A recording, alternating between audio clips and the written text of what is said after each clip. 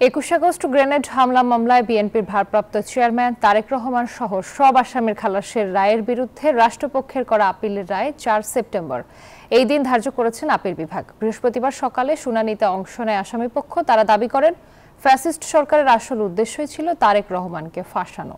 শেখ হাসিনার টার্গেট অনুযায়ী আসামিদের সাজা দেয় বিচারিক আদালত, যা দেশের বিচার বিভাগের জন্য লজ্জাজনক ইতিহাস বলেও উল্লেখ করেন তারা।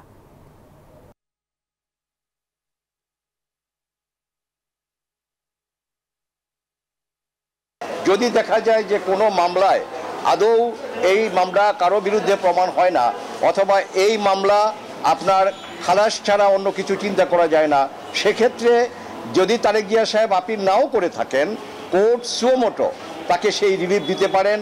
তখন এফবিআই এবং স্কটল্যান্ড ইয়ার্ড শেখ হাসিনার সাথে কথা বলতে পারেনি। ফরেনসিক এভিডেন্স নেওয়ার জন্য তার গাড়িটাকে পরীক্ষা করতে রিফিউজ করা হয়েছিল।